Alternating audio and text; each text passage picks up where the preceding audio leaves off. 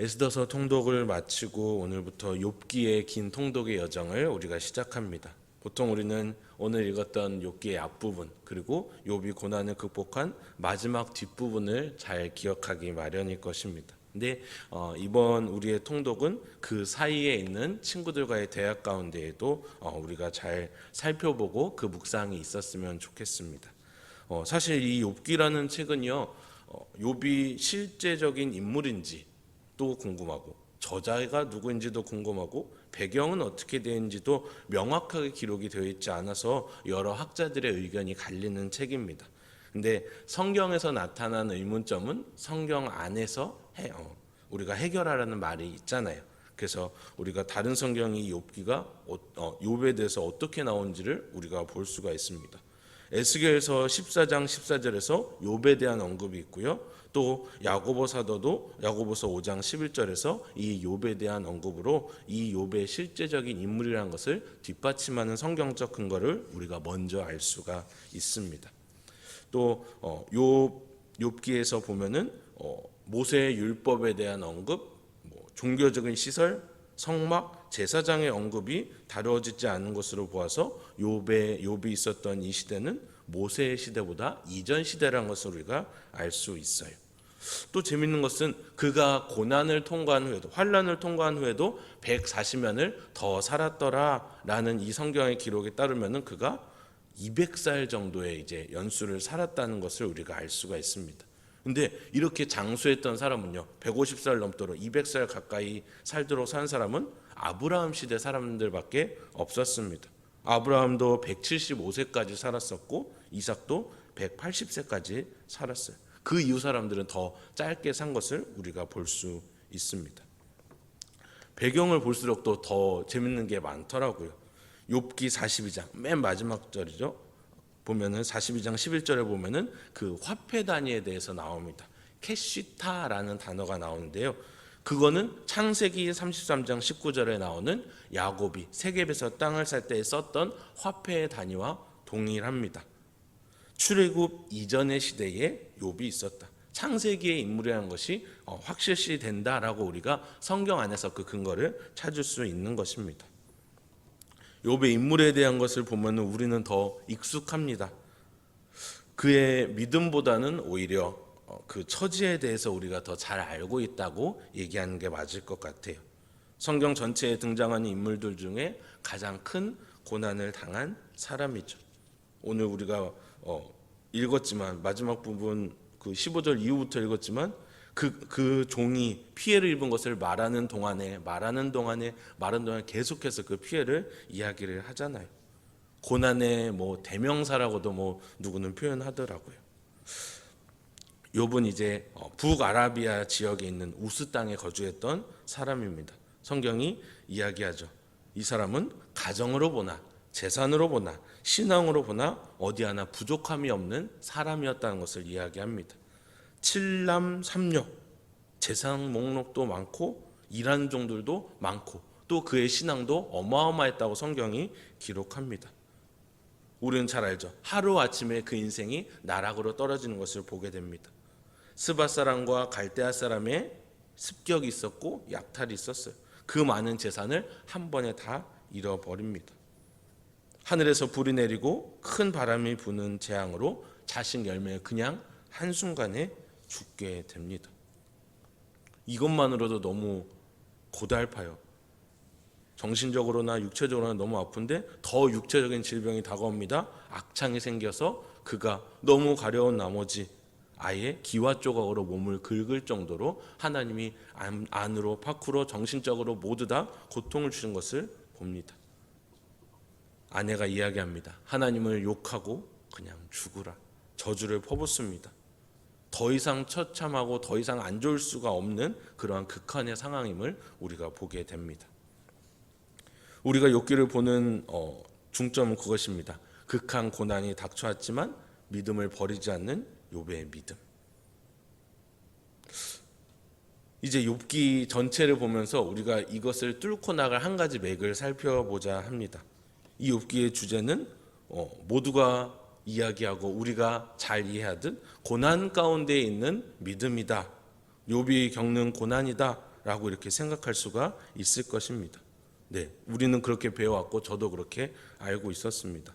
근데 더 자세히 우리가 본문을 보면은 욥기의 주제는 까닭없이 하나님을 믿을 수 있는가 하는 것입니다.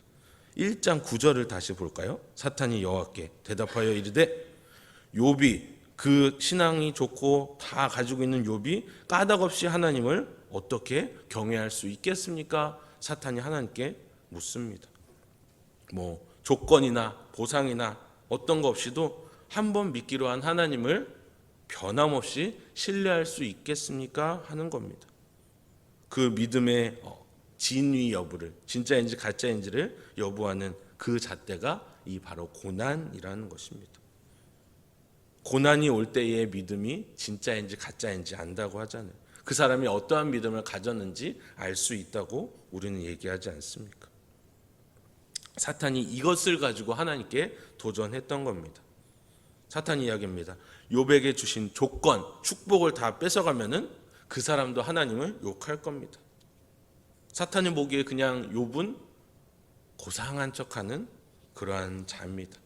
그 축복을 하나님께서 가져가 버리신다면 진짜 신앙의 모습이 나올 거다라고 사탄이 주장하는 것이죠.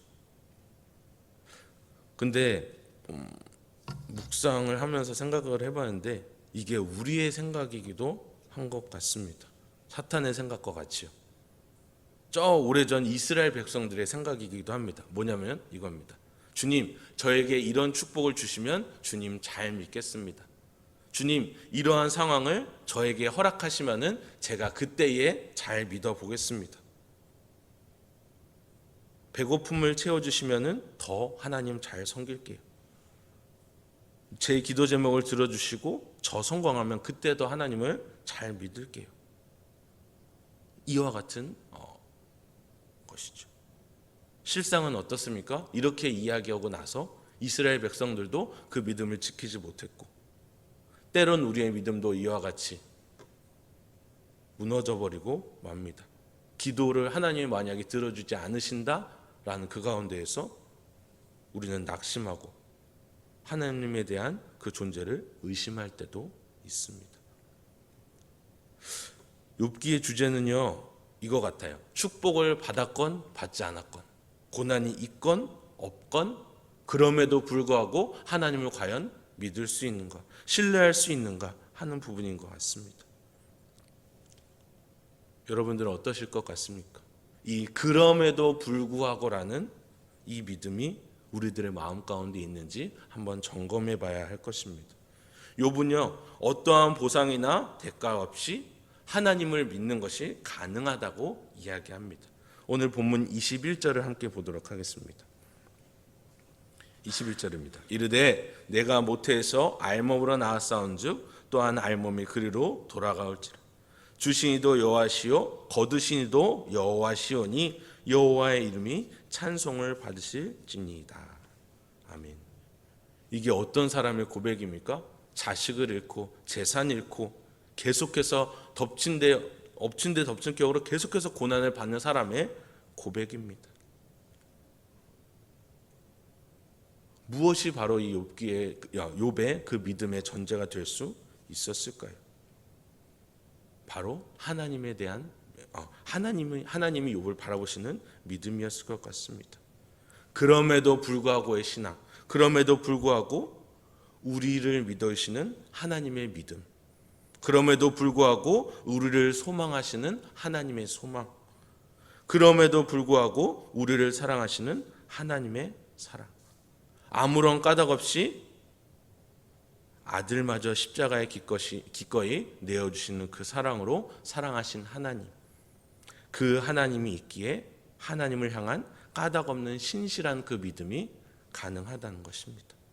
사랑하는 여러분, 하나님의 신실함이 바로 욥의 신실함의 토대가 되는 것입니다. 하나님의 의로움 없이는 욥의 의로움도 없다고 이야기할 수 있겠습니다. 욥기서 묵상을 쓰신 김기현 목사님의 책의 한 부분입니다. 저는 이게 묵상이라고 보는데 한번 제가 읽어드릴게요. 나는 하나님이 얼마나 욥을 믿으셨는지 보면서 눈물이 났다. 나도 그렇게 믿어주실 것이 아니냐는 것이다. 나도 그렇게 믿어주실 텐데. 그러나 나는 욥이 아닌데. 나를 그럼에도 불구하고의 믿음으로 믿어주시는 하나님, 당신이 만일 내가 기대하고 예상했던 것과 달리 행동하시더라도 그럼에도 불구하고 나는 주님을 믿습니다. 나의 소망이자 확신은 이것입니다. 하나님은 반드시 승리하신다. 하나님은 나를 통해서도 반드시 승리하신다. 까닭 없는 믿음, 조건 없는 믿음. 여러분 그렇게 하나님을 믿으실 수 있겠습니까? 진짜 쉬운 거 아니죠. 어찌 보면은 하나님에 대해서 증거해보라는 사람들에게 우리의 믿음을 보여야 하는데 어떤 조건 누구나 시작하는 그 제로 베이스 상태에서 그것을 보여야 하는 그런 부담도 있을 것이고요. 믿지 않는 자녀에게 하나님에 대한 존재를 설명할 때, 믿지 않는 나의 이웃에게 하나님에 대한 것을 내가 전달할 때에 우리는 근거 없이 조건 없이 우리를 사랑하시는 그 하나님에 대해서 변증해야 하는 그러한 부담이 우리에게는 있을 것입니다. 그런데요, 제가 새벽 예배 말밀 때 항상 그렇게 이야기하는 것 같습니다. 이미 우리 예수님께서 우리 모든 믿음의 근간을 우리에게 허락해 주셨다는 것을 우리는 기억해야 합니다. 까닭 없이 믿으려고 결심하여도 우리에게 이미 부어진 전제가 있어요. 우리에게 이미 이루어진 십자가 사랑을 우리는 부인할 수 없다는 것입니다. 주님이 우리를 그렇게 존귀히 여기셨다는 것입니다. 욥을 신뢰하시고 믿어주셨던 하나님 시선이 오늘 우리를 향하여서 있습니다. 오늘도 우리를 사랑으로 바라보시는 주님과 동행하는 그러한 삶을 살기를 원합니다. 조건 없는 사랑이 우리에게 부어졌어요. 조건 없는 사랑을 보여주신 주님께 우리도 조건 없이 까닭 없이 우리 주님을 신뢰하며 나아가는 것이죠. 그분께 기도하며 나아가는 것이죠. 왜요? 기도를 들어주시든 들어주시지 않든 우리에게는 그 까닭 없는 믿음이 우리에게 주어져 있습니다. 예수님을 믿는 그 믿음이 우리에게 주어져 있다는 것입니다. 우리의 기도는 주님의 뜻대로 행하여질 것입니다. 그렇게 응답받을 것이기 때문입니다. 주님 앞에 우리의 믿음을 보이고 주님께 칭찬받는 우리 모두가 되시기를 주님의 이름으로 축복합니다. 기도하겠습니다.